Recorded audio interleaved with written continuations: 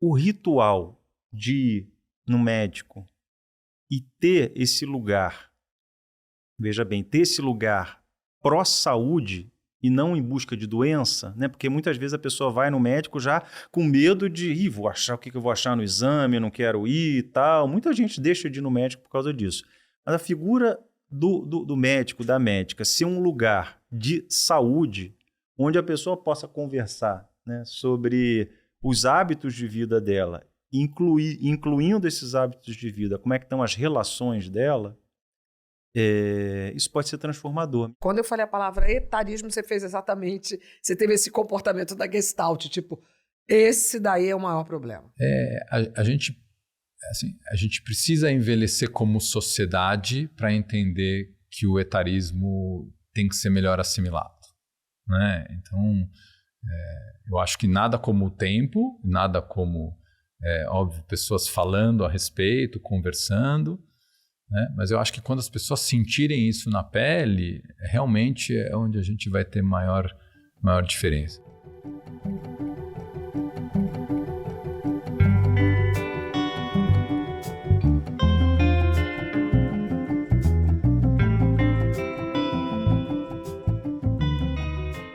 A escutativa, o olhar atento e uma boa dose de empatia estão na base da construção de uma relação de confiança e cuidado.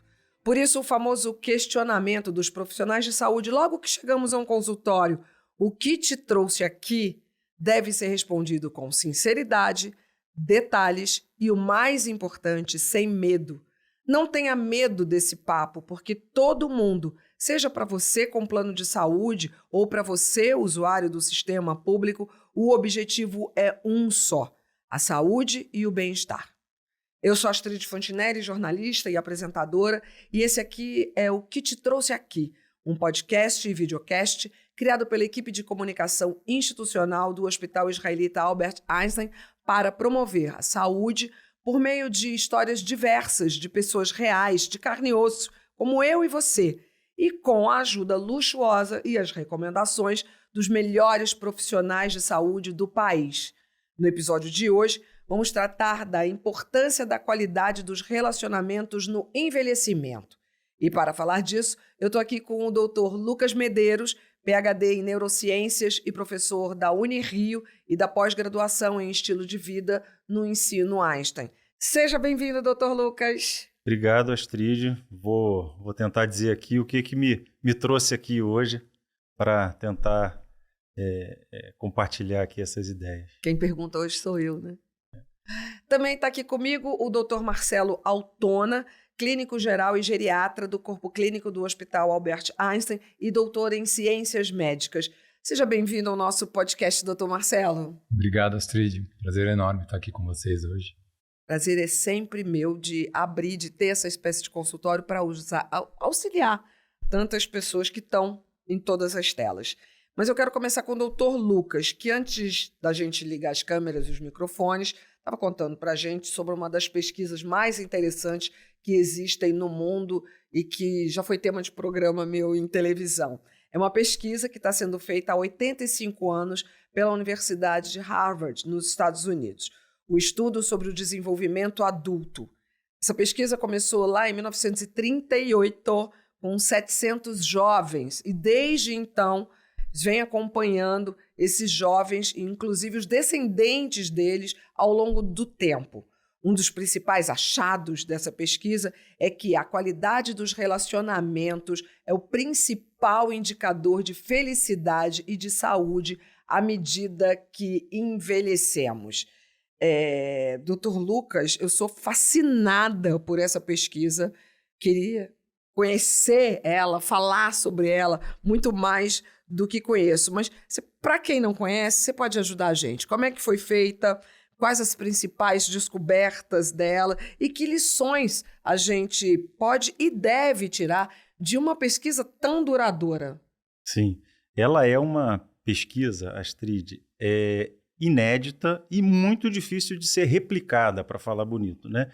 De ser reproduzida, porque acompanhar durante tantos anos as mesmas pessoas, é natural que as pessoas se percam ao longo do tempo. Então, assim, 85 anos, está na 4ª geração de pesquisadores, porque os outros pesquisadores Sim. já morreram, né?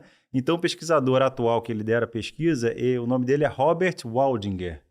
E ele é uma ótima figura. Ele acabou de escrever um livro que lançou esse ano, que é sobre os achados.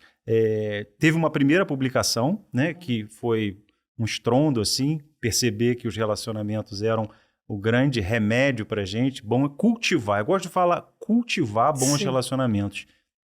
E não ter bons relacionamentos. Porque ter dá na gente uma responsabilidade. Pô, mas eu não tenho, então, mas eu posso cultivar bons relacionamentos. Então, eu gosto dessa palavra. Mas o Robert Waldinger, ele é a 4ª geração. E então, ele tem um livro que foi lançado agora que o título é bonito, é A Boa Vida. Não é a vida, a sua melhor versão, a não sei o que tem hoje em dia, essas coisas, né? Não, é uma boa vida, né? O que é uma boa vida? Mas, trazendo para a tua pergunta, eles foram entrevistando ao longo de anos, 2 em 2 anos, 5 em 5 anos, e tinham pesquisas sobre a taxa de colesterol, a taxa de glicose, se a pessoa fazia atividade física ou não fazia, fumava, não fumava, se ela, como é que eram os relacionamentos, como é que ela trabalhava, em que ela trabalhava, né? Uns desenvolveram pressão alta, diabetes, outros desenvolveram alcoolismo, esquizofrenia, as mais variadas experiências de vida ali, e foram pesquisando. Primeiro era um grupo, né? Não sei se você se lembra disso, era um grupo de estudantes, lá em 1938, de Harvard, que eram socioeconomicamente favorecidos, estavam num grupo, e no outro grupo eram pessoas desfavorecidas da periferia de Boston. E foram acompanhando essas pessoas durante todos esses anos, os filhos, os pais e tudo, fazendo exames, fazendo ressonâncias magnéticas, essas entrevistas de hábitos de vida, alimentação, cigarro, tudo que a gente possa imaginar. E tinham entrevistas longas também, que eram sobre o que a pessoa pensava da vida, o que ela tinha medo, o que empolgava ela no dia a dia. E, como você já bem falou, a gente sempre tem uma tendência de achar que é a questão da alimentação, que sim é importante, é a questão dos hábitos, esses hábitos mais hardcore que existem, né? A gente fica, qual que é o grande fator de proteção? E é definitivo, né? São cultivar bons relacionamentos, cultivar bons relacionamentos. E a gente tende a tá correndo no dia a dia da nossa vida atrás da recompensa financeira. E é interessante que o Robert Waldinger, nesse livro, né, mais recente, ele cita uma pesquisa eu vou me estender aqui um pouquinho, é muito interessante isso, uma pesquisa do Daniel Kahneman, que é um prêmio Nobel de Economia, Astrid. E aí, o que o Daniel Kahneman viu é que existe um momento em que há uma estabilidade quando a pessoa chega num nível de recompensa financeira na vida dela, né, de retribuição financeira ali, que ela tem mais ou menos, lá nos estudos, nos Estados Unidos, $75 mil por ano. Há uma estabilidade ali de felicidade que a pessoa não consegue ser mais feliz quando ganha mais dinheiro. Aquela coisa do dinheiro compra a felicidade, né? O dinheiro, a partir de um certo status ali, que não é muito, é uma vida mediana americana, porque é uma pesquisa nos Estados Unidos, foram 450 mil pessoas entrevistadas. Dali em diante, o dinheiro não compra felicidade. Abaixo... Ele compra coisas que não te trazem felicidade. Porque a felicidade está nos relacionamentos. Está nas pessoas. Isso é demais. É incrível, né? Porque a gente vai nessa roda viva e se esquece de que são os relacionamentos. Sabendo disso tudo, eu queria agora perguntar para o Dr. Marcelo. Eu queria que você nos explicasse como é que a geriatria, então, pode ajudar os pacientes, pode ajudar todos nós a melhorar essa qualidade. A gente está falando o tempo todo na qualidade, né? Acho que dos relacionamentos. O geriatra vai ter um papel importante para essa questão, né? Acho que para ligar essa chavinha, né? Sem dúvida. Eu acho que o grande foco está em a gente conseguir sair um pouco daquilo que o médico, como convenção, deveria fazer, que é olhar para a questão técnica, né? Muitas vezes a gente procura muito médico com esse olhar de quero saber como é que estão as coisas, né? Meu check-up, tecnicamente meu colesterol. Sim, números, né? Números, né? E aí, às vezes, com o avanço tecnológico e científico, a gente tem a possibilidade de alcançar números e dar predições mais exatas em relação à qualidade de vida, enfim, a melhoras aí de hábitos de vida. Mas, às vezes, passa batido um pouco a gente falar sobre a medicina do estilo de vida, a gente falar um pouco mais aonde que a gente pode olhar além do tratamento, né, do bom hábito. E aí acho que esse é o papel do geriatra, não deveria só ser do geriatra, né? Deveria ser como de um médico clínico como um todo, a gente conseguir enxergar um pouco além ali dos números dos exames e conseguir mostrar para aquelas pessoas que explicar um pouco da rotina, do que eles fazem, das relações, né? Enfim, de oportunidades, de rotina. Eu acho que isso pode trazer muito dos benefícios aí que a gente percebeu nesse estudo. A gente sabe que, em geral, né, as pessoas que chegam ao geriatra têm lá entre seus 80, 90 anos. Mas existe uma idade certa, ou na verdade a palavra não seria certa, seria ideal, né, indicada para uma pessoa começar a ser acompanhada por um geriatra, e aí assim até poder entender a importância de cultivar, né, relacionamentos que vão lhe trazer mais saúde no final da história, né? Sabe que isso é uma frustração minha, né, enquanto geriatra. Claro que a gente vê muitos exemplos de envelhecimento bem-sucedido e a gente exalta, mas tem um outro lado, né, de a gente receber muitas vezes no consultório tardiamente pessoas com envelhecimento mal-sucedido. Claro que é nossa função e é nossa atividade do dia a dia melhorar a qualidade de vida das pessoas, compensar essas pessoas em relação a doenças eventualmente que existam. Mas sempre foi muito angustiante para mim vivenciar só esse lado, né? E aí eu digo que o geriatra é clínico, né? Então ele deveria, na minha opinião, todo mundo que gosta dessa área de prevenção, estimular as pessoas a procurar o geriatra antes das principais doenças crônicas se manifestarem, porque é um contínuo ali no processo de envelhecimento, é a manifestação, aumento da incidência das doenças crônicas. Então, quanto antes a pessoa procura, teoricamente, prevenção e o geriatra, não precisa ser só o geriatra, pode ser um bom clínico geral também, uma boa pessoa que tem esse olhar global. Eu acho que quanto antes a gente olhar, melhor. Se a gente perceber, as pessoas saudáveis, elas têm um gap de cuidados médicos ali entre a adolescência, adulto jovem, principalmente os homens de os 40 anos, por exemplo, que seria ali o auge, né, da saúde física, mas dificilmente essas pessoas vão no médico para fazer prevenção. Elas vão lá quando elas têm alguma intercorrência, né? A mulher ainda muitas vezes tem o ginecologista, tem as questões eventualmente envolvidas com maternidade que aproximam ela do cuidado médico, mas o homem não. Então, a gente até ouve, por exemplo, a Academia Americana de Pediatria estimulando os pediatras a olharem para a transição pediatria, idade adulta jovem, né? Estimulando que os pediatras façam um pouco esse papel. Para que não desconecte, então, né? Não desconecte. Senão vai desconectar. Para que também o clínico chegue nesse momento, né, ali do adulto jovem e consiga fazer esse processo. Então, no meu ponto de vista, quanto antes melhor, basta que as pessoas entendam, né? Vou lhe apertar um pouco mais com relação a essa idade aí. Não à toa, posso apertar, porque eu tenho 62 anos, então é para mim que você está falando. Você acha que eu já deveria ter um geriatra? Acho que sim. Provavelmente, se você não tem... Estou atrasada? Não acho que você está atrasada, porque provavelmente você tem um bom clínico que te acompanha, que consegue ter esse olhar geriátrico. É isso que eu falo, você não vai ter geriatra para todas as pessoas idosas do Brasil.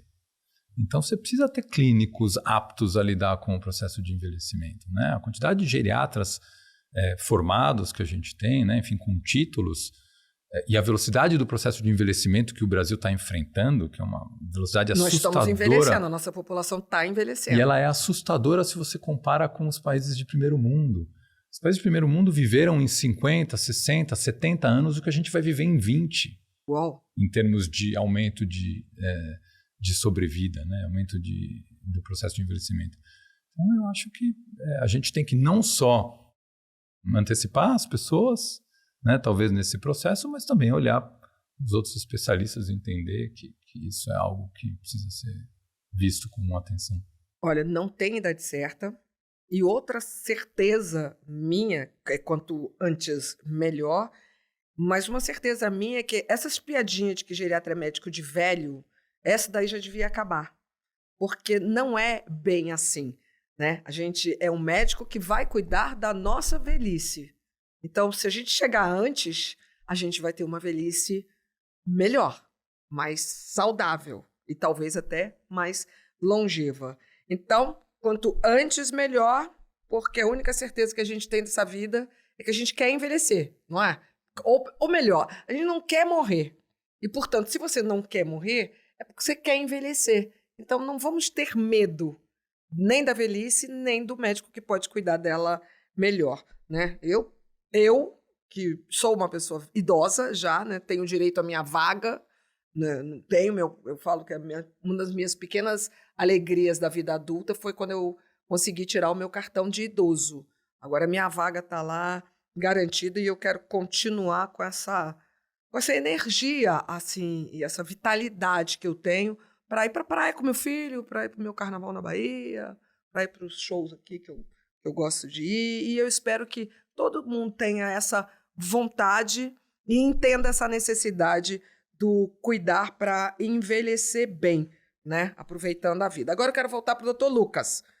Eu já perguntei para o Dr. Marcelo como a geriatria podia ajudar a melhorar a qualidade dos relacionamentos, mas eu também quero saber, que é um assunto que me fascina, quais as descobertas da neurociência nesse sentido. No sentido das conexões. É.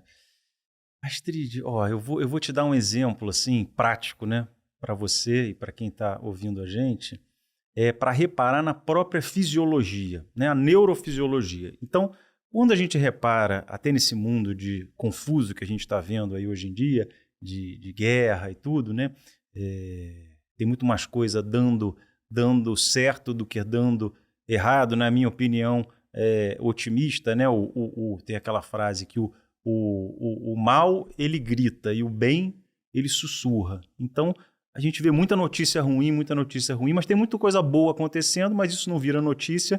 Né? Você, como jornalista... Sim, né? Temos que fazer essa reflexão. Reflexão. Mas, bom, respondendo a sua pergunta, da neurofisiologia.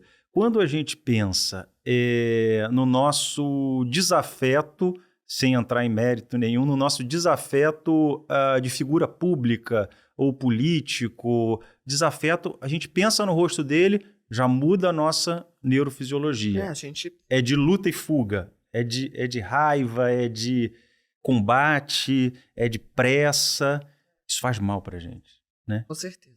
E quando a gente vê o programa Chegadas e Partidas, que está na nova temporada, não é? Você me falou.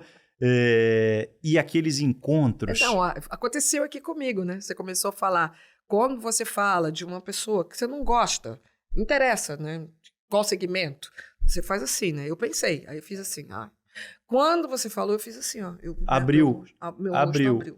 E a gente aqui, nós três, né? Quando o Marcelo vai lembrar da pessoa querida dele, que ele comentou com a gente. Então, a gente lembra desses momentos, a nossa fisiologia, nós três aqui, a nossa pupila vai mexer da mesma maneira, nosso coração vai bater da mesma forma, a gente entra em sincronia. Há vários estudos nesse sentido. A nossa respiração pode ficar igual. A minha cara se jura. Então, assim, o Chegadas e Partidas é uma experiência de encontro. É uma experiência de encontro. Então, quando a gente se emociona, ainda mais quando a gente se emociona com a história de um estranho, que seria um diferente, que não é o nosso a nossa casa ali, que aí é mole, né? Com Gabriel, né? Ele foi fazer intercâmbio, né? Eu fiz, não foi? Então, o seu coração, a sua fisiologia, ela muda. Isso é fisiologia de encontro. Isso é fisiologia do sistema nervoso parasimpático. Dando um nome aqui, o parasimpático é quando a gente relaxa, quando a gente digere bem, quando a gente relaxa a nossa musculatura, quando a gente repousa, quando a gente namora. Então, é o do relaxamento, do encontro, do cultivar, da contemplação. É isso que a gente deseja, né? E ele vem muito através dessa sensação de encontro. Já o sistema nervoso simpático, que é o de luta e fuga, né, Marcela, aqui de luta e fuga, ele vem na desconexão, né? Na desconexão, nesse sentimento do estranho e tal. Então, a gente fica assim, cara, esse mundo tá doido hoje em dia, mas eu posso te dar a certeza que a pessoa que está envolvida num ato de desconexão, a vida dela é um martírio. Por mais que ela tenha poder, ganhe dinheiro, faça todas essas maluquices e domine e tal, a vida fica moída. Já aqui no parasimpático, do encontro, do perdão, não à toa as religiões têm muito isso, né? O amor, o perdão, o encontro. Nosso sistema nervoso parasimpático, ele entra em ação e a gente ganha mais saúde, porque isso ajuda o nosso coração, a nossa respiração, as nossas coronárias, o nosso sistema imunológico para combater infecções, para tentar se desvencilhar de erros celulares que vão gerar cânceres. Então, o nosso sistema parasimpático, quando está mais ativo, ele é bom para o corpo e para a mente. Calma, esses dias eu tenho visto muito isso. A gente hoje é muito conectado, né? Então, o celular tá ali na mão, e aquele feed de informações e de maluquices. Aí você vem a guerra. Aí você, né? Vem a dor, vem a tristeza, vem o noticiário da guerra. Aí daqui a pouco sobe mais alguém fritando um ovo, uma criancinha correndo na praia. E aí a gente fala assim, eu pensei nisso, falei assim, o que está acontecendo com o cérebro da gente que está, né, bombardeado por dor e amor o tempo inteiro, numa maluquice de sentimento que você não sabe nem o que você está sentindo no final. O que está acontecendo com a gente? O que pode vir a acontecer com a gente? Eu, do ponto de vista de neurociência, o nosso cérebro não está preparado, ele não se desenvolveu.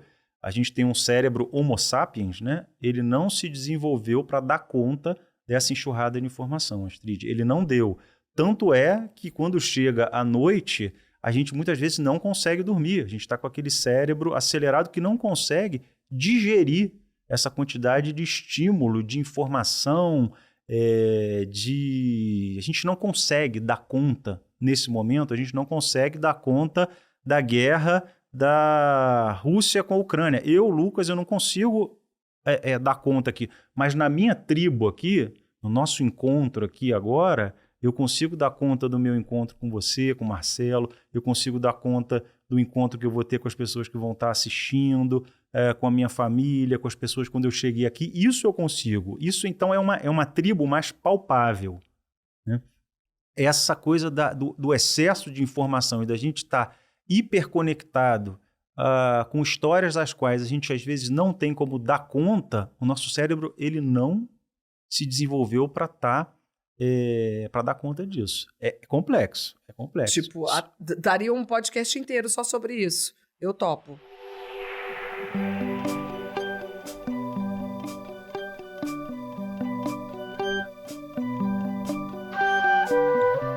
Bom, a gente, na sala de espera desse episódio, que a gente tem isso, tá, gente? Uma sala de espera que a gente tem que fazer a fila andar. A gente tem uma paciente que está buscando ajuda para o pai e para a família no geral.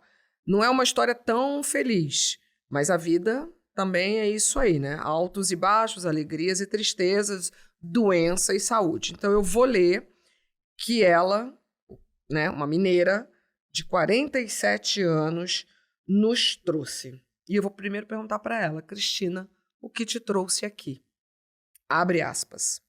Meu pai começou com Alzheimer aos 60 anos. Ele falou, tem alguma coisa diferente acontecendo comigo, mas ninguém tomou providência, porque os meus pais sempre cuidaram de si e deixamos rolar. Aí um dia o meu pai falou que um médico ia me ligar porque queria conversar comigo, mas não adiantou o assunto. O médico falou que o meu pai estava com um quadro de demência avançado, que em 2 anos ele não ia saber nem quem era. Isso já tem quase 9 anos. Ele fez os testes cognitivos, deu realmente uma grande perda de memória, mas ele estava com um reflexo bom ainda e, inclusive, poderia morar sozinho. E assim foi. Só que de uns 3 anos para cá, ele já não estava querendo comer, levou um tombo em casa, estava sozinho, caiu, bateu a cabeça. A minha irmã, que morava no mesmo prédio que ele, socorreu. Levou pontos na cabeça, teve uma labirintite muito forte por causa do tombo. Foi quando a gente decidiu que ele moraria comigo. No início, foi muito difícil. Ele ficou muito confuso. Nós tentamos 3 cuidadores. Depois de 6 meses, ele foi melhorando e voltou a ser o mesmo que antes do tombo. Meu pai nunca foi uma pessoa de bar, de oba-oba. Já não tinha tantos amigos assim. E agora, as pessoas, as poucas que tinham, parece que somem. Eu ia gostar muito se a gente recebesse visitas em casa, porque sair com um paciente com Alzheimer não é só falar, vamos ali. É mais ou menos como sair com uma criança pequena. Tem um sobrinho do meu pai que veio à minha casa 3 vezes. Não é muito, mas foi muito significativo. Na verdade, foi maravilhoso. E tem a terapeuta ocupacional que ele adora e é uma pessoa muito carinhosa. Mas sinto que faltam mais relacionamentos. Como fazer? É com você, doutor Marcelo. O estigma da doença de Alzheimer, ele é muito grande na nossa sociedade, né? E eu acho que grande parte das relações entre o médico e o paciente, e o médico e os familiares, acabam levando isso em torno, né? Isso acaba sobressaindo nesse processo. Primeiro que é muito difícil quando a gente fala de prognóstico de uma doença como a doença de Alzheimer ou um quadro demencial, é muito difícil a gente falar em tempo. Porque hoje a gente sabe, em média, quanto, em média, uma pessoa depois do diagnóstico vive, mas a gente sabe também que a saúde daquela pessoa atua de uma maneira muito junto com esse processo. Então, dou exemplos simples. Se a pessoa tiver só uma doença de Alzheimer, ela tiver todas as suas doenças bem compensadas, se ela foi uma pessoa ativa, se ela é uma pessoa que... Saudável. A chance dessa pessoa vivenciar uma doença provavelmente mais longa, ou seja, a piora dessa doença que é progressiva, ela vai se dar de uma maneira muito mais lenta. E aí, entender essa pessoa antes e depois do diagnóstico como algo muito diferente é o primeiro erro. Né? Acreditar que aquela pessoa, porque ela tem a doença de Alzheimer, ela não tem nenhuma percepção do que acontece ao redor dela. Ela tem. Claro que tem. Na maior parte das vezes ela tem. Então, a gente sempre tem que olhar para aquela pessoa entendendo que ela tem uma aptidão, que ela é capaz, que ela quer ter autonomia. Ao mesmo tempo, a gente tem que saber receber um pouco eventuais queixas e confusões relacionadas ao processo que está se dando.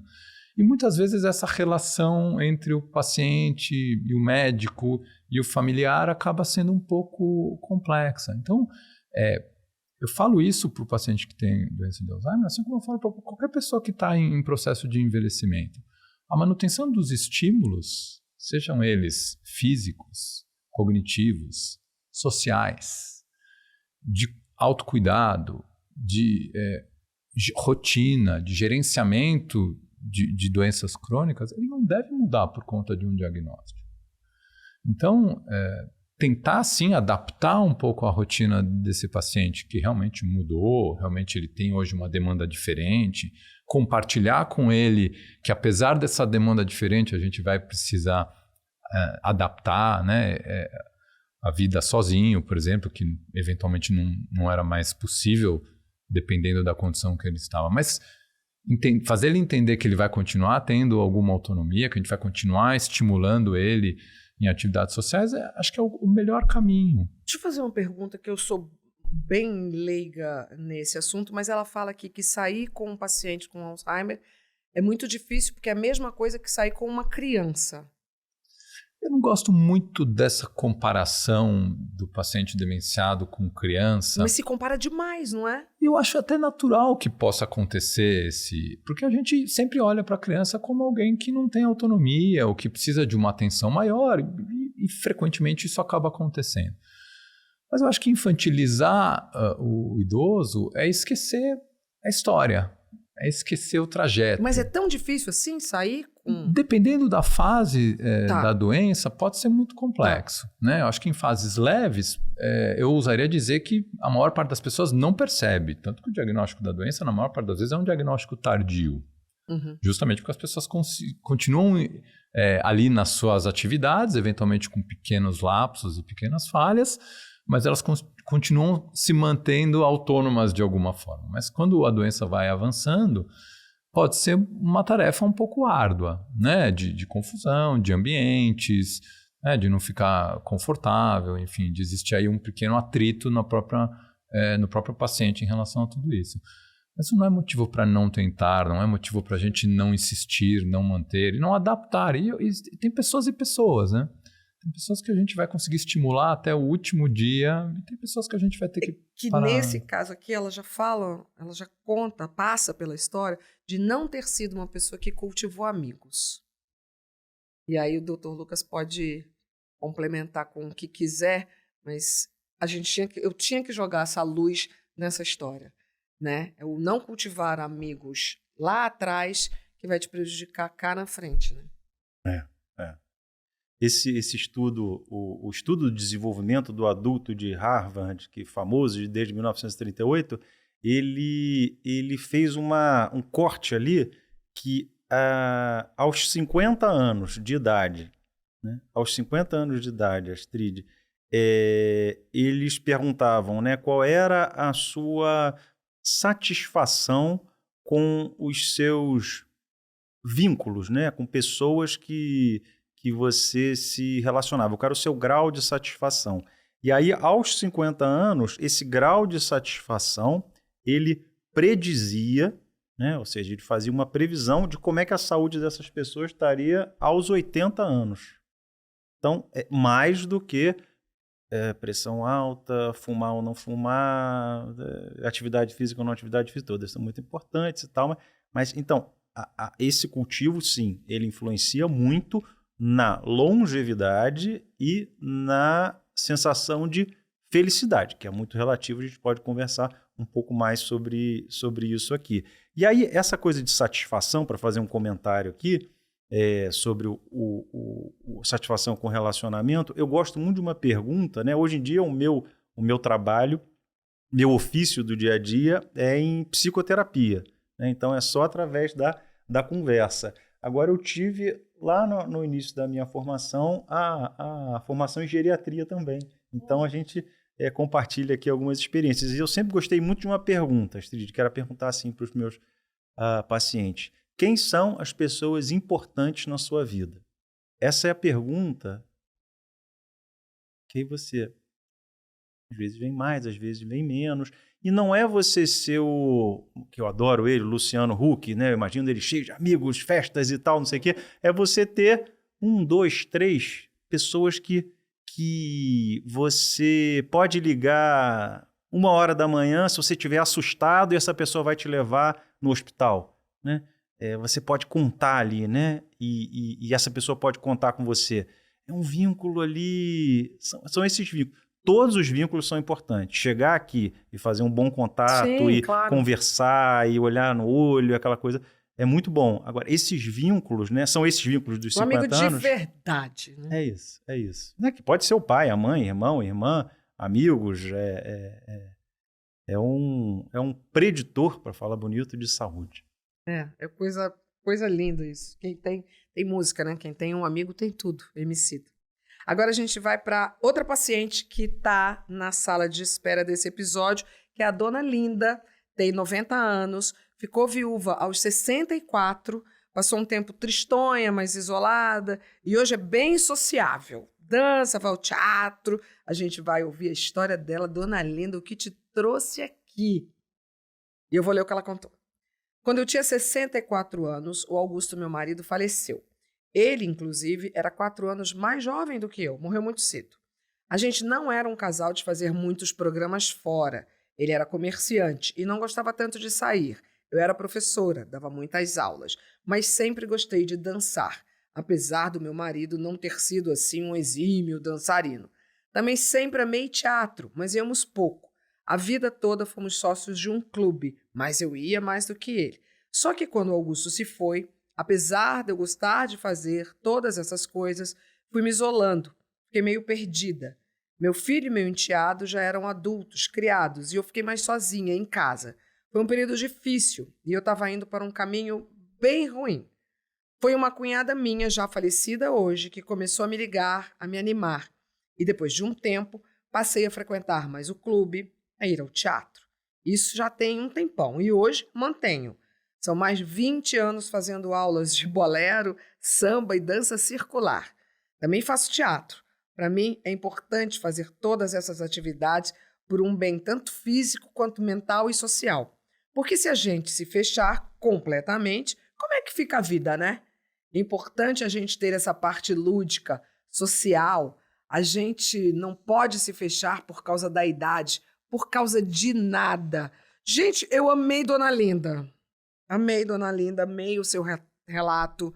Como eu queria que Dona Linda pudesse ter sido amiga da minha mãe em outro momento, porque a minha mãe era uma mulher muito feliz, muito liberta, mas quando ela vive um luto, ela morre junto.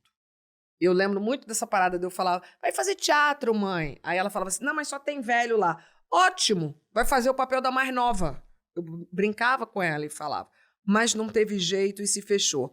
Mas a Dona Linda não, a Dona Linda viveu o luto dela, que é importante, acho que é importante a gente falar disso, não quero esquecer, mas também conseguiu se reerguer, se animar e estreitar os laços, né? Ouvir uma pessoa que sacudiu ela, é muito maravilhosa. Então, meus doutores, como é que esse exemplo da Dona Linda pode inspirar, aliás, eu vou trocar o pode por deve, né? E inspirar outros idosos, idosas, a criar novas amizades. E isso, né? Circular, buscar, né? Sobreviver, apesar... A gente não falou uma palavra aqui importante do etarismo que existe na nossa sociedade. Astrid, eu compartilho com você, né? Minha mãe, hoje em dia, ela tem um quadro demencial e ela está na casinha dela, lá no Rio, tem cuidadoras. Eu, na semana passada, fui na casa dela, acho que devo ir mais, né? Fui na casa dela, a gente botou lá o Gilberto Gil e o Caetano Veloso, ficamos cantando lá na televisão, foi ótimo. Mas, como você falou agora há pouco, santo de casa muitas vezes não faz milagre, no sentido de eu dizer para ela, mãe, faz não sei o que, faz não sei o que lá e tal.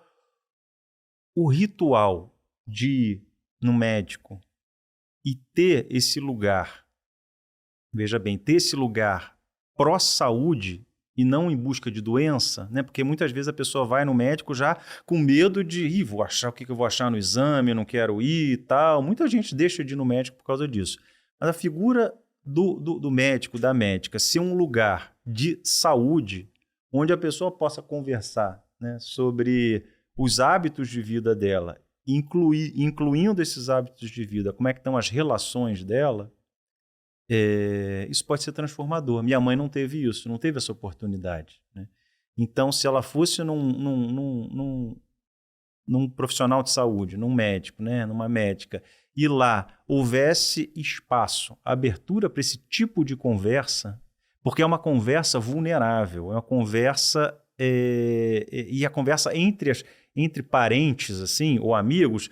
O amigo, você vai falar alguma coisa, Astrid, por que você não vai fazer um teatro de novo? Por que você não vai...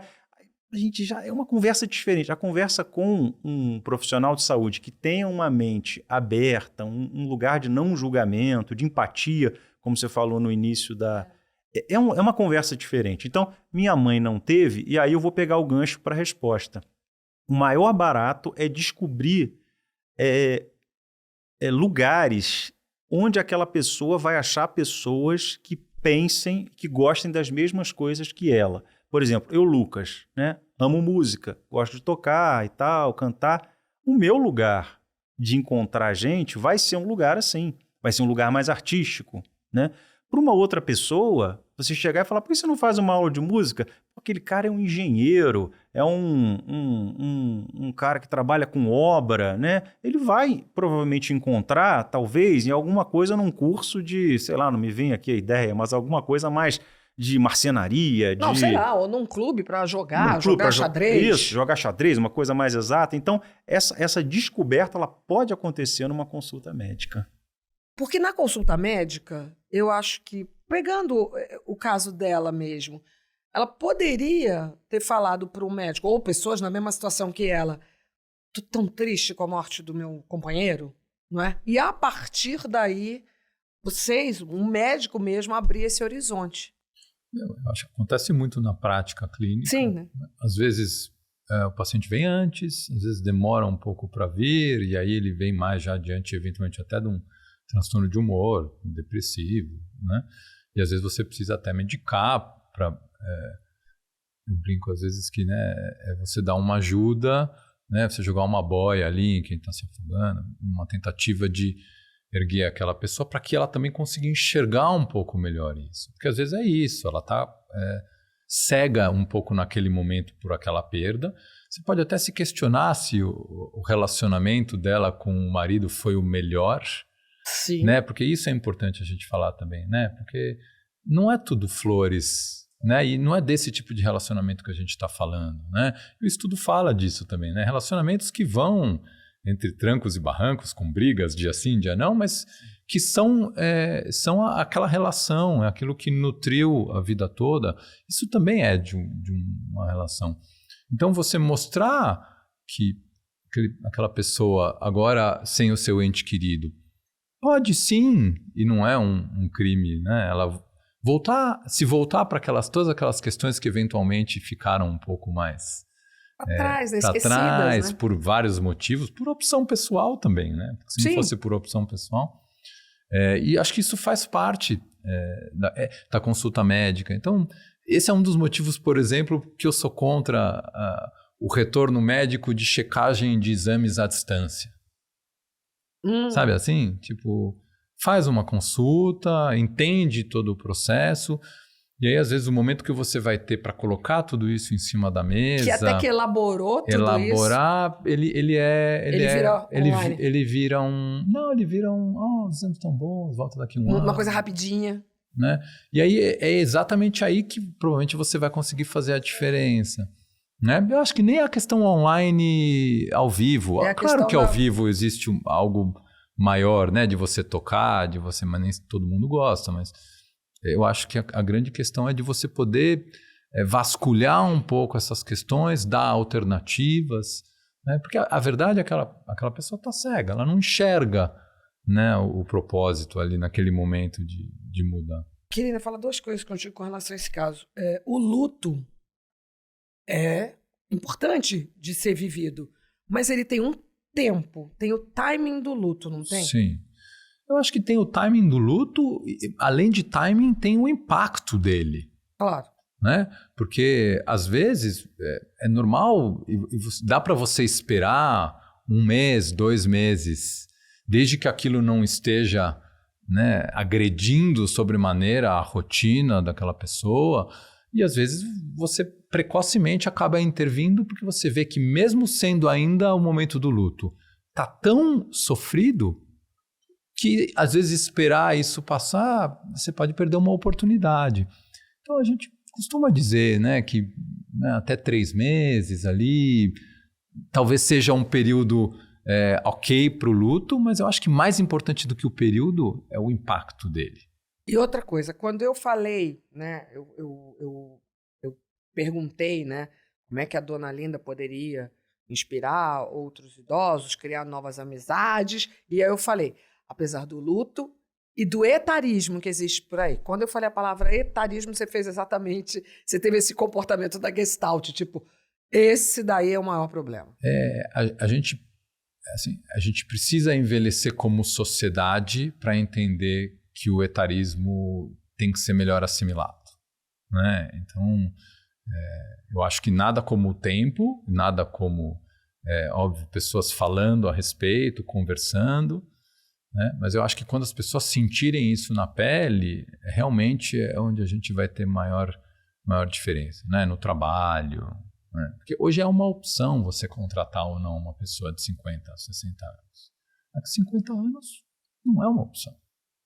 Ou você contrata, ou você vai ter ausência de mão de obra. Assim, não é uma alternativa. Então, enquanto é uma alternativa, você pode exercer escolhas. Mas com o tempo você não vai poder mais exercê-las, né? Então, acho que falar sobre o envelhecimento, trazer a informação assim, para a população de uma maneira mais leve também, né? Sim. Com foco, né? Com direcionamento, dissociando envelhecimento de doença. Acho que isso é importantíssimo. As pessoas associam o envelhecimento à doença muitas vezes. Acho que esse é metade do caminho para a gente tirar o etarismo das nossas rotinas, né? Acho que o etarismo começa naquela plaquinha de idoso. Eu tenho implicância com aquela plaquinha. Que o idoso, que eu sou, dentro da Organização Mundial de Saúde, eu sou uma pessoa idosa, aí a plaquinha é o ser humano curvadinho com a bengala. Poxa, né? Aí isso começa a gerar o preconceito. E a gente está vendo que a sociedade está envelhecendo de uma nova forma, né? Essa daqui é uma forma possível.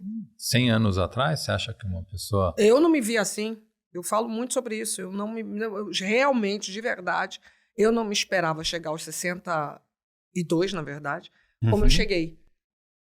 Então, me sinto até na obrigação. Sabe, eu sou uma pessoa que eu nunca quis carregar muitas bandeiras, não. Porque seriam muitas as que eu gostaria de carregar. Mas essa daí eu faço questão. Porque estamos envelhecendo. E eu tenho a única certeza, eu prefiro envelhecer. Porque o contrário do envelhecer, quero não, por enquanto. Bom, para encerrar a nossa... Deixa eu mandar um beijo de novo para Dona Linda, que ainda tem esse nome, Dona Linda. Dona Linda, como também tem a possibilidade de mandar em vídeo, vou mandar um coração para a senhora.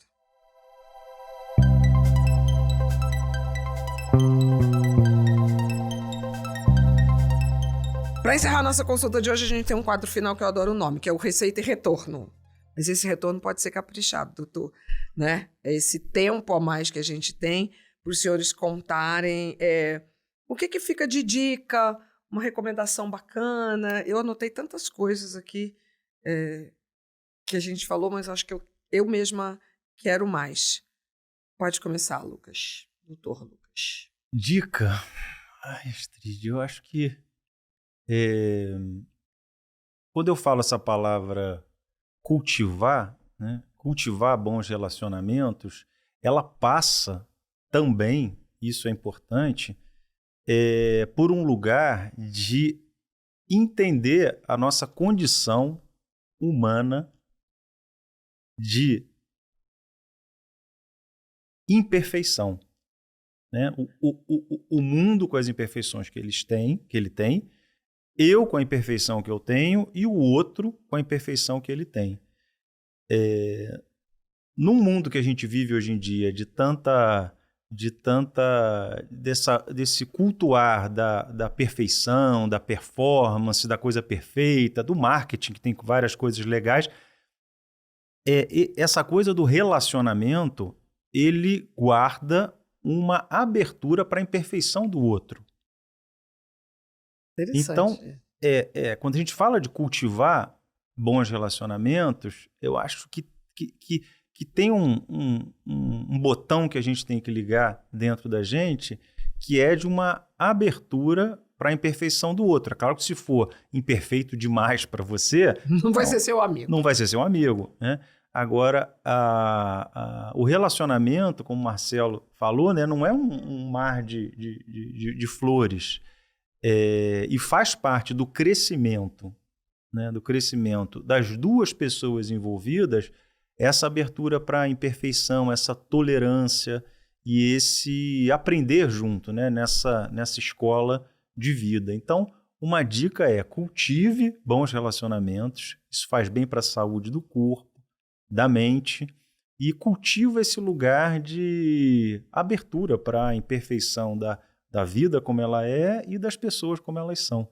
Eu acho que é um caminho de encontro, né? A palavra aqui é arte do encontro. Doutor Marcelo. Tudo que o Lucas falou, eu acho que faz muito sentido. Eu assim, nos meus 44 anos, eu ainda posso me considerar um pouco distante, né, do idoso, mas como todos estão envelhecendo e quero envelhecer, eu acho que o propósito, a gente, na nossa vida, conseguindo estar o tempo todo revendo e reavaliando propósitos, sejam eles de curta duração, sejam eles de longa duração, sejam eles de média duração. Eu acho que os propósitos aproximam as pessoas.